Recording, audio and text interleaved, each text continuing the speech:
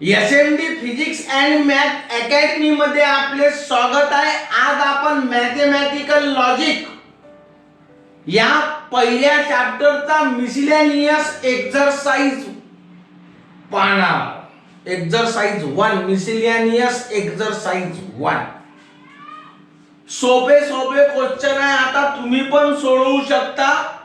मनानं सोडवण्याचा प्रयत्न करा. मी तर सोडून देतच आहो. बरोबर कान देऊ नका. Select and write the correct answer from the given alternative in each of the following question.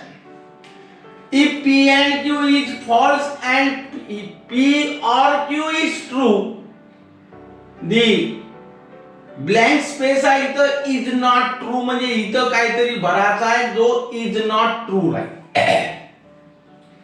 आता आपल्या डोक्यामध्ये काय आलं पाहिजे बा पहिला ऑप्शन त्यानं दिला आहे आपल्याला. लक्षात ठेवा P और Q हे तर होऊच नाही शकत. कारण काय बा तर त्यानं आपल्याला देऊन टाकलाय P और Q इज ट्रू आणि त्याला उत्तर पाहिजे is not true.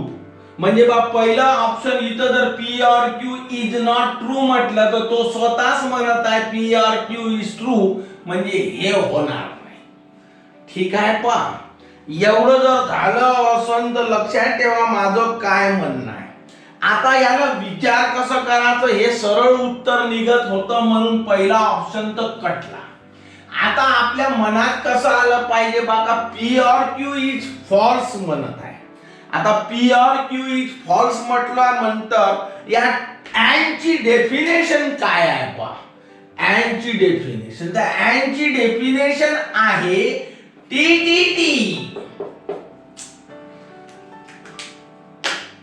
TTT otherwise false.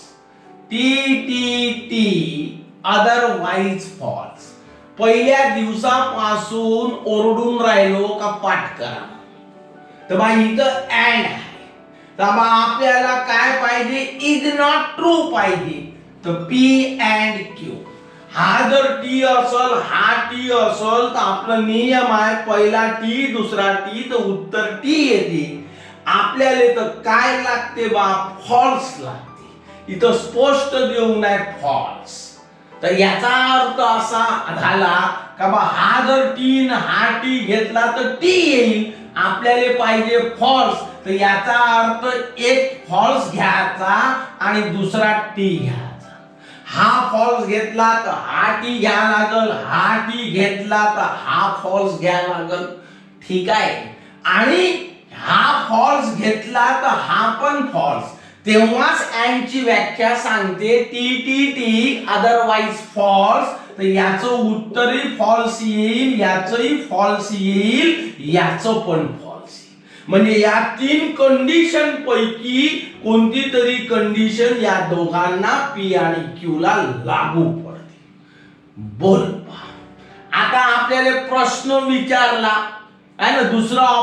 दुसरा ऑप्शन दिलं जे ऑप्शन दिलं तेच चेक करायचं असते. आपल्या मनानं थोडं घ्यायचं आहे P डबल इम्प्लिकेशन Q असं.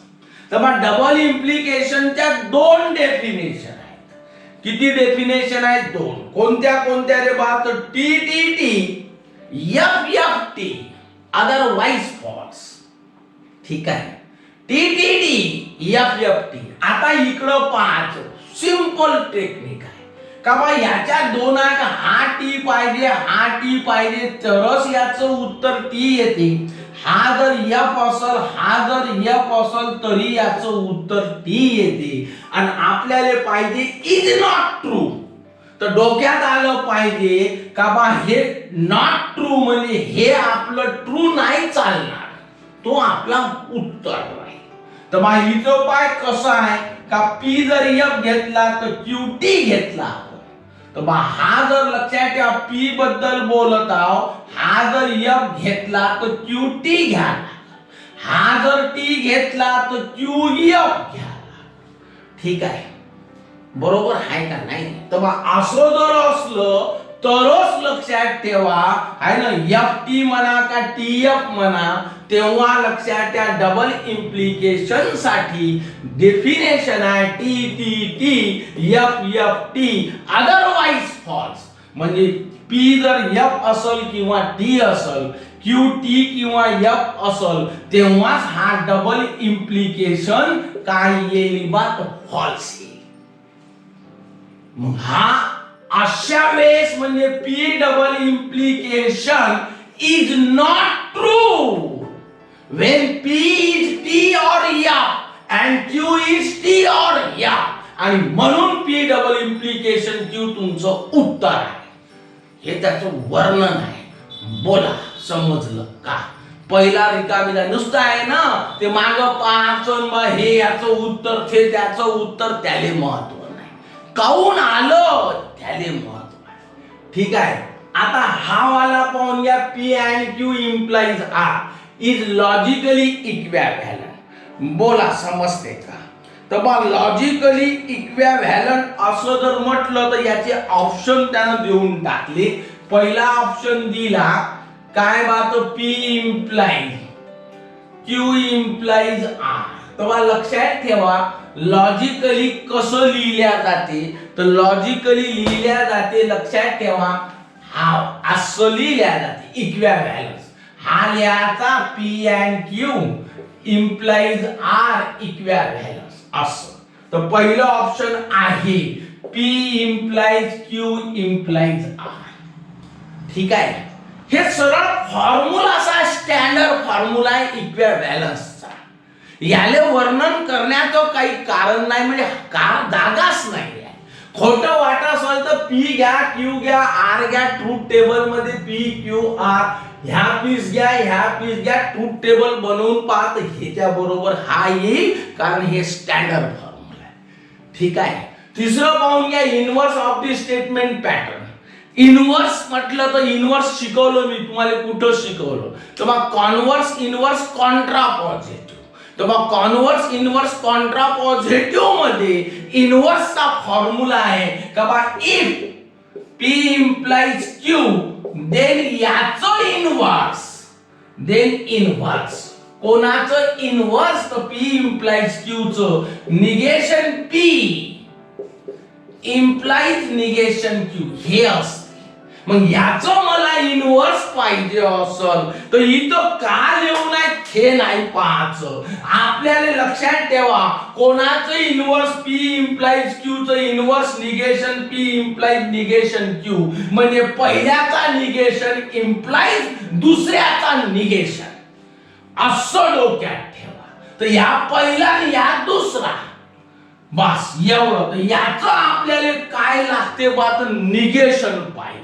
तर बा कसं बोलणार आहे याचं निगेशन, तर बा सूत्र आहे बा इनव्हर्सचं काय आहे बा, तर पहिल्याचं निगेशन implies दुसऱ्याचं negation. Negation of first implies negation of second. This is the formula of inverse. आणि म्हणून मी याचं निगेशन करत हाव का बा, निगेशन ऑफ p और q implies negation of p and q. This is the inverse. इनव्हर्सचा formula आहे हा, शिकवलं मी तुम्हाला. आता इथं पहा निगेशन आहे ना, इथं ऑर आहे, मी तुम्हाला शिकवलं का बा हा यालाही लागतो, हा यालाही लागतो, आणि ऑर असला तर ऍड होते. कोण सांगलं, डी मॉर्गन्स लॉ सांगलं का negation p and negation q असा होतो इम्प्लाइड. इथं अँड आहे, हा यालाही लागतो, हा यालाही लागतो, अँड च ऑर होते निगेशन p और निगेशन q. म्हणजे बा अर्थबोध या झाला का या स्टेटमेंटचं इनव्हर्स हे झालं. ऑप्शन मध्ये जिथं असेल तिथं काळं करायचं. तर बा लक्षात ठेवा दुसरं तिसरं उत्तर सांगत हाव सी याचं आन्सर आहे सी. लक्षात काय दिलं आहे आपल्याला, तर negation p and negation q आहे ना, इम्प्लाइज असं दिलं आहे. इम्प्लाइज निगेशन p और निगेशन q हे उत्तर लिहून आहे. हे झालं तुमचं तिसरं. ठीक आहे. चौथं पाहून घ्या चौथं. ठीक आहे, हे मिटवतो आता. चौथं खूप लवकर होते, काही कठीण नाही आहे. फक्त या एमसीक्यू मध्ये वेळ खूप चालला जातो, म्हणून पहिले मी विचार केला बघा शेवटी हे सांगून द्यावं. नंतर मनात आलं कशाला बा जाऊ द्या, सरळ पहिल्याच नंबरनं शिकवा. याच्यात वेळ जाते, दुसरं काही नाही. चौथं सांगून राहिलो. चौथं ठीक आहे, हे इथं लिहून आहे. P and Q is F. P implies Q is F. Then truth value of P and Q. त्याला काय दिलं बघा, पी अँड क्यू असा. हा काय आहे म्हणते रे बा, तर एफ आहे. पी इम्प्लाइज क्यू काय आहे म्हणते बा, तर पी इम्प्लाइज क्यू हा पण एफ आहे. बोला. तर त्यानं म्हटलं आहे का पी आणि क्यू ची ट्रूथ व्हॅल्यू काढा. बाहेर सोपा आणि साधा, एका क्षणात मिळते. का बा पी इम्प्लाइज क्यू हे देऊन आहे, याची ट्रूथ व्हॅल्यू आपल्याला एफ आहे. तर बा इम्प्लाइज ची डेफिनेशन सांगते ना हो, का T F F otherwise true. एवढ्या पदाची एवढ्या टर्मची ट्रूथ व्हॅल्यू एफ आहे आणि इथं इम्प्लाइज आहे. तर इम्प्लाइजचं म्हणणं आहे का बा T F F otherwise true. आणि हे जर पाहिजे असं हे आलं तर याचा अर्थ पी असला पाहिजे है ना. पी ची ट्रूथ व्हॅल्यू टी असली पाहिजे आणि क्यू ची ट्रूथ व्हॅल्यू असली पाहिजे एफ. तेव्हाच तर एफ येईल. आणि म्हणून पी ची ट्रूथ व्हॅल्यू टी झाली आणि काय रे बा, तर क्यू ची ट्रूथ व्हॅल्यू झाली एफ. हे त्याचं कारण आहे. चल बोल बा. मग आता एवढं जर झालं असं तर मला लक्षात ठेवा माझं काय म्हणणं आहे. चौथा झाला, पाचवा पाहून घ्या. पाचवा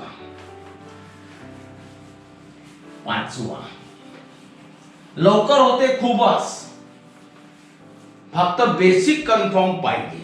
पाचवा आहे ठीक आहे. The negation of inverse of negation P implies Q. शब्द लक्षात ठेवा, निगेशन. निगेशन म्हटल्या बरोबर असं आलं पाहिजे. Inverse of, negation of inverse of. या झाला इनवर्स ऑफ म्हणजे कंस. Negation P implies Q. Negation P implies Q असं हाय. याचा नंबर हाय पाचवा, नाही पाचवा नंबर आहे याचा. ठीक आहे, एवढं सोपं साधा आहे. हा निगेशन जशानं अहो इनवर्सची डेफिनेशन आत्ताच सांगली का बाप आहे ना. याले फर्स्ट म्हणा, याले सेकंड म्हणा. ठीक आहे, फर्स्ट इम्प्लाइज सेकंड याचं निगेशन तर बा सिंपल आहे. पहिल्याचं negation, negation of first implies negation of second असं डोक्यात ठेवा. तर याचं निगेशन या निगेशन कस काय लिहू नये ते नाही पाहायचं. निगेशन ऑफ फर्स्ट असं इम्प्लाइज निगेशन ऑफ सेकंड हे सांगते definition. Negation of negation is original. हा निगेशन जशानं तसा म्हणजे या पी झाला आणि या निगेशन क्यू. याचं निगेशन तर याचा फॉर्म्युला सांगते. इम्प्लाइजचं निगेशनचे फॉर्म्युले खोलून पहा आहे ना. पी इम्प्लाइज जर क्यू असेल तर याचं निगेशन काय असते. First and negation of second. इम्प्लाइजच्या निगेशनची डेफिनेशन आहे. काय सांगते, first and negation of second. असं पाठ केलं तरच तुम्ही वापरू शकाल. हे लक्षात ठेवा.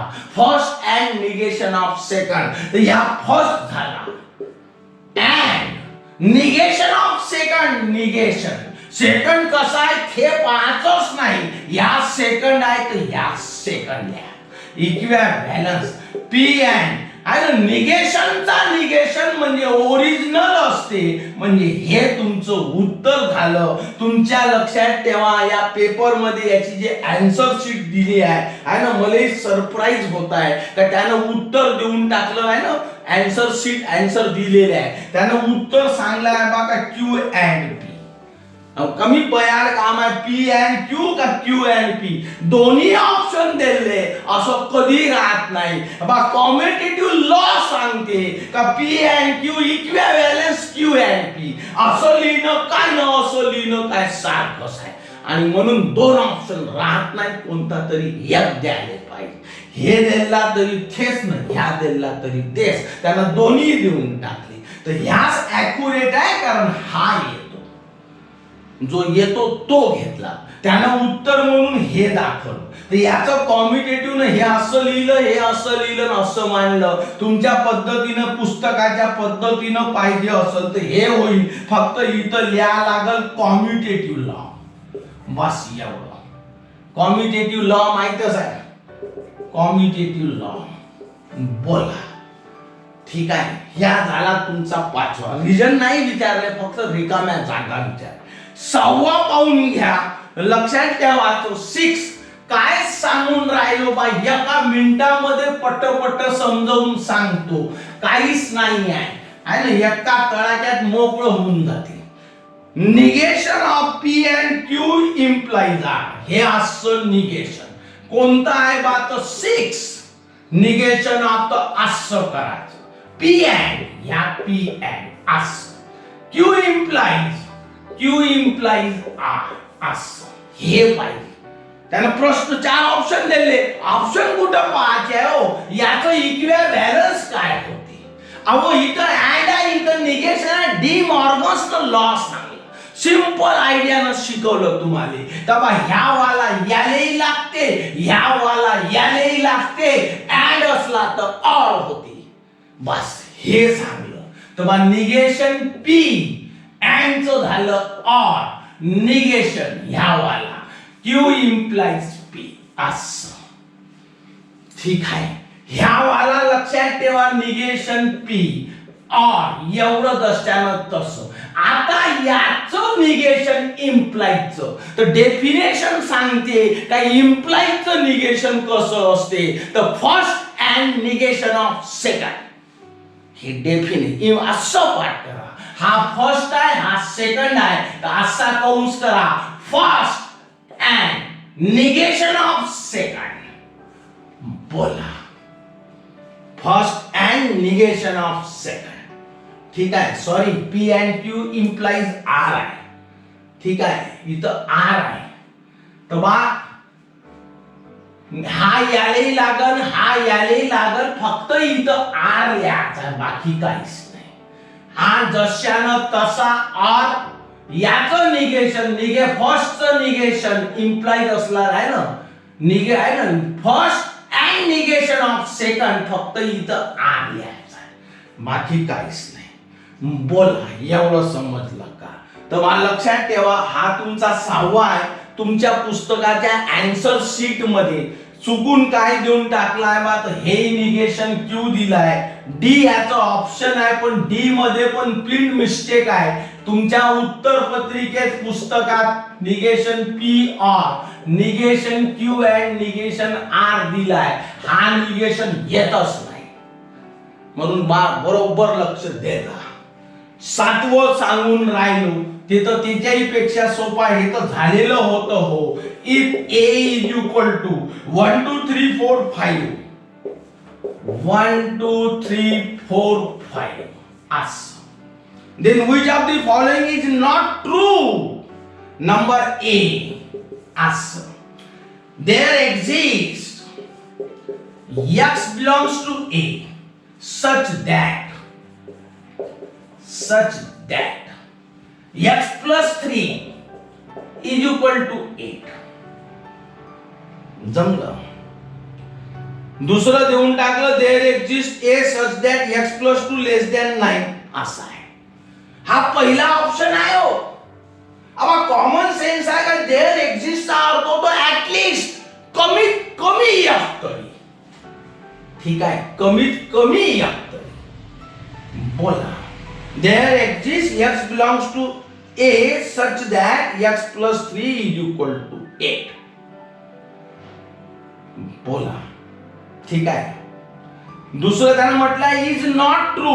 हा पहिला ऑप्शन आहे, इथं 1 टाक तर 3 आणि 1 4 याच्या बरोबर नाही येत, पण याचा मिनिंग होते कमीत कमी 5 टाकणं, 5 अधिक 3 म्हणजे 8, म्हणजे हे स्टेटमेंट बरोबर आहे. आपल्याला प्रश्न विचारलाय का हा ट्रू नाही पाहिजे, इज नॉट ट्रू, म्हणजे 5 साठी 5 साठी हे स्टेटमेंट ट्रू होते, तर देअर एक्झिस्ट मीनिंग कमीत कमी. बोला. ठीक आहे. दुसरा विचारला, याच्यामध्ये पूर्ण ऑप्शन चेक केल्या तर समजतच नाही. There exist x belongs to a such that x plus 2 less than 9. या देअर एक्झिस्ट मीनिंग होते कमीत कमी एखाद्यानं तरी सॅटिस्फाईड केलं पाहिजे. तर बाळ लक्षात ठेवा की 1 ठेवला तरी सॅटिस्फाईड, 2 ठेवला, 5 जरी ठेवला सर्वात मोठा 5, तर मग 5 plus 2 means 7, 7 less than 9, म्हणजे ह्या पण स्टेटमेंट ट्रू होते, आपल्याला नॉट ट्रू पाहिजे. ठीक आहे. आता पाहिजे तिसरा सी. तर मला लक्षात द्या, for all x belongs to a x plus 6 greater than equal to 9. या चिन्हात फॉर ऑल सर्व नावच आहे. फॉर ऑल ए पासून तर झेड पर्यंत जेवढ्या संख्या असतील, जेवढे डिजिट असल, नंबर असल, त्या सर्वांना याचं सॅटिस्फॅक्शन केलं पाहिजे. तर मग x च्या ऐवजी 1 ठेवला तर 1 plus 6 not greater than 9. 2 ठेवला, 2 plus 6 not greater than 9. लक्षात ठेवा 3 ठेवा, 3 plus 6 means 9 not greater than 9, which is equal to. अर्थवत या झाला. एकनं जरी कंडिशन फेल केली तर हा काय असते, नॉट ट्रू असतो, कारण याचं मिनिंग आहे फॉर ऑल, म्हणजे सर्वांना कंपल्सरी कंडिशन काय बा सॅटिस्फाईड केली पाहिजे. हा फरक आहे दोघांचा. आणि म्हणून लक्षात ठेवा इथं बा 2 2 नाही, 1 2 3 3 जण 1 2 3 ही कंडिशन फेल करून राहिले, आणि या कारणास्तव हे स्टेटमेंट नॉट ट्रू आहे. म्हणून तुमचं ऑप्शन असलं पाहिजे सी. बोला. ठीक आहे. इथं तुमचा पहिला प्रश्न क्वेश्चन 1 संपला. नाही समजलं तर मेसेज करा, तर मी तुम्हाला डबल सांगेन. क्वेश्चन 2 पहा. क्वेश्चन 2 पहा. Which of the following sentences are statement in logic justify write down the truth value of the statement. काहीच नाही हो, एकदम सोपं साधा आहे. पहिला आहे factorial 4 is equal to 24. Clear cut हा ट्रू स्टेटमेंट आहे. लिहायचं it is true statement, it's truth value is T. झालं. हे झालं तुमचं उत्तर. It is true statement, it's truth value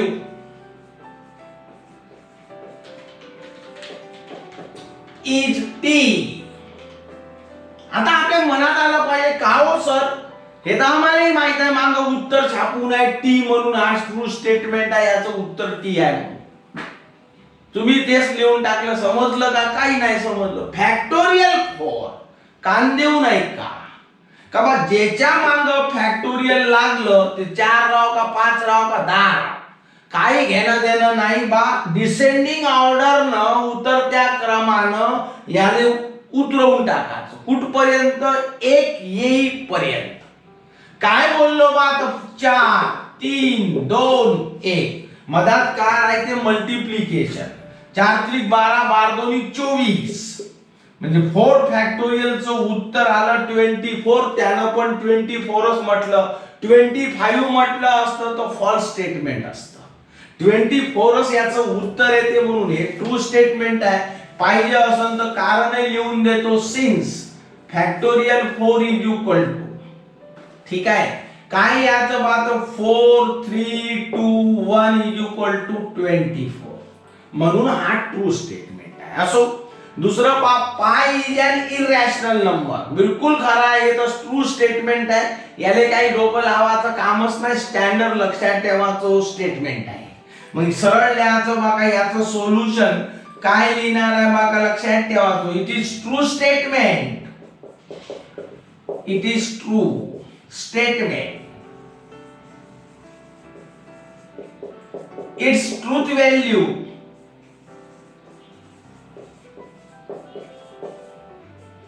is T. दोन झाले. तिसरा पाहून घ्या. आता पहा इकडं India is a country and Himalaya is a river. पहिले पहा याचं सोल्युशन लक्षात ठेवा. का सोल्युशन कसं लिहायचं आहे तर इथं लिहायचं आहे let P. Himalaya is a country and पर्यंत लिहायचं आहे. Sorry India is a country असं. अँड नाही लिहायचं. खूप शिकवलं हो. Q Himalaya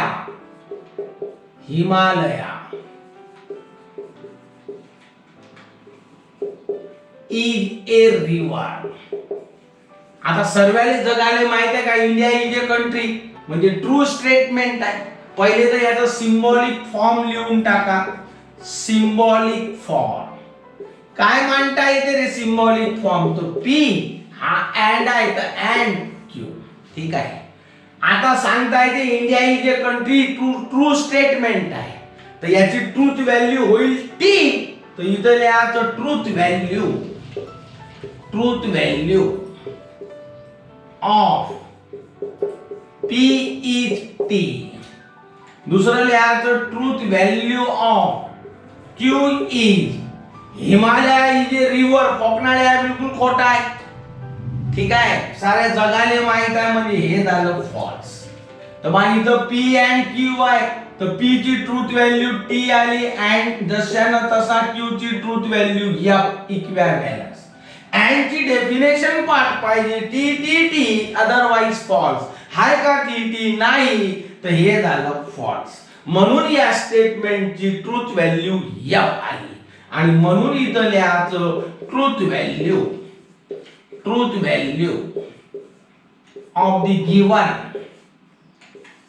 of the given statement is F.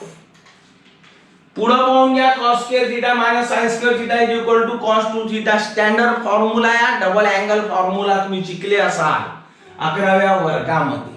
ठीक आहे. हा काय आहे स्टँडर्ड फॉर्म्युला आहे. मॅथेमॅटिकल कोणताही फॉर्म्युला ऑलवेज स्टेटमेंट असतो आणि तो पण ट्रू असतो. लिहायचं कसं बा. It is the mathematical form of assertive sentence. Hence it is statement. समजते. It is mathematical form of assertive sentence. Hence it is statement. कोणताही मॅथेमॅटिकल फॉर्म्युला हा स्टेटमेंट असतो आणि याची ट्रूथ व्हॅल्यू नेहमी काय असते बा तर ट्रू असते. बस एवढं लक्षात ठेवायचं. बोला समजते का. मग एवढं जर झालं असं तर बा पुढं पाहून घ्या. ठीक आहे. लिहायचं बा its truth value is T. ठीक आहे. Its truth value is T. म्हणून गिवन स्टेटमेंट. ठीक आहे. Its truth value is T. खूप होते ना. आता काय लिहिणार.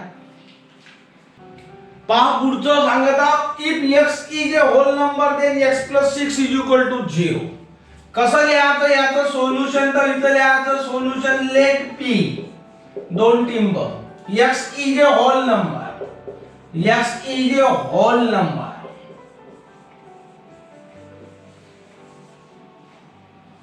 Q लिहून टाकायचा x + 6 is equal to 0. If देनचं वाक्य आहे म्हणजे याचं सिंबॉलिक फॉर्म होणार आहे. Symbolic form P implies Q. आता एवढं जर झालं असं तर x is a whole number असं त्यानं स्पष्ट सांगलाय, म्हणजे truth value of p is t. त्यानं म्हटलं then x + 6 is equal to 0. तर तुमच्या माहितीसाठी सांगतो बघा, होल नंबरचा सेट कसा राहते, 0 1 2 3 डॅश डॅश डॅश इन्फिनिटी पर्यंत राहते. तर बा याच्यातली कोणती तरी एक व्हॅल्यू कोणाची आहे बा, तर x ची आहे का, त्यानं स्पष्ट सांगलं का होल नंबर आहे. म्हणजे बा याच्यातली लहानात लहान व्हॅल्यू जरी घेतली आपण 0 आणि x च्या ऐवजी जर ठेवलं तर 0 + 6 इज इक्वल टू 0 होत नाही. 0 + 6 इज इक्वल टू 0 असं येईल. म्हणजे हा जो आहे बा q, लक्षात ठेवा हा स्टेटमेंट फॉल्स आहे.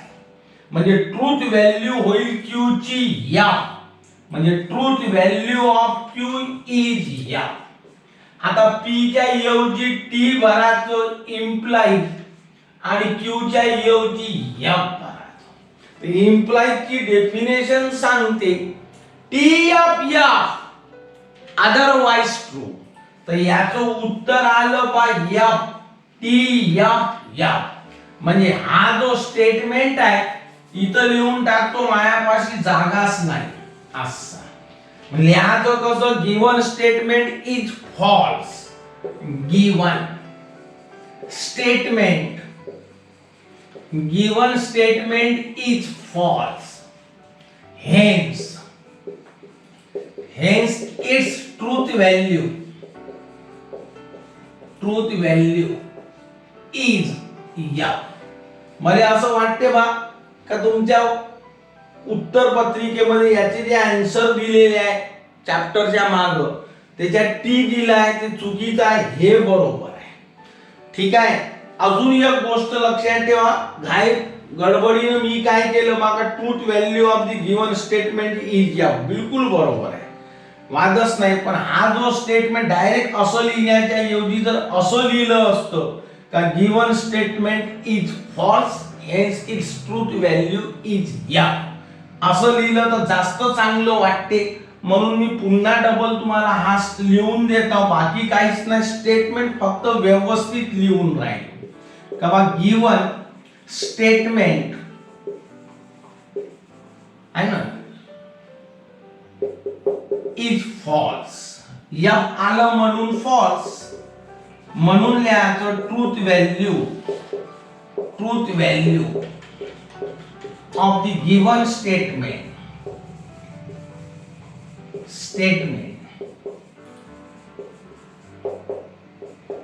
इज F असं लिहा. अजून एक चूक झाली का बा, लक्षात ठेवा हा पहिल्या नंबरचा आहे, हा दुसऱ्या नंबरचा आहे, हा तिसऱ्या नंबरचा आहे. ठीक आहे. चौथ्या नंबरचा जो प्रॉब्लेम आहे, जो स्टेटमेंट आहे तो मी सोडून दिला आणि पाचव्याला चौथा नंबर टाकला. तर लक्षात ठेवा हा पाचवा आहे आणि हा सहावा आहे. एक सुटून गेला चौथ्या नंबरचा, तो आता सांगून राहिला. तर बा लक्षात ठेवा वेळ कमी आहे, एक फक्त स्टेटमेंट राहून गेलं तेवढं सांगतो, म्हणजे हा क्वेश्चन तुमचा पूर्ण होऊन जातो. काहीच नाही आहे याच्यात, मात्र वेळ जास्त खाते ही आणि खूपच त्रास जाते, खूप लिहा लागते, खूपच बडबड करा लागते, सोडवण्यात दम काहीच नाही.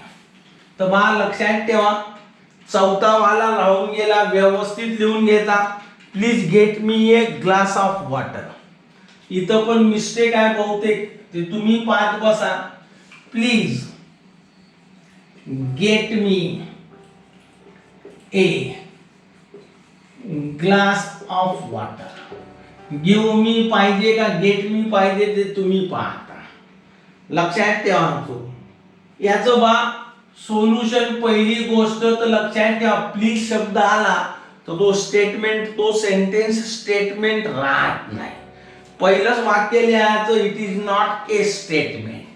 खूप डाव झालं, it is not a statement. ठीक आहे, बोला. ठीक आहे, काऊन नाही आम्हाला इट इज रिक्वेस्ट, प्लीज म्हटलं त्यानं. आणि प्लीज म्हटलं तर प्लीज शब्द इम्पेरेटिव्ह सेंटेन्स मध्ये, आणि इम्पेरेटिव्ह सेंटेन्स हे कधीही स्टेटमेंट राहत नाही. आणि म्हणून लिहायचं काय, लिहायचं का it is request, it is request, therefore it is imperative sentence, imperative sentence, hence it is not a statement, hence it is not a statement.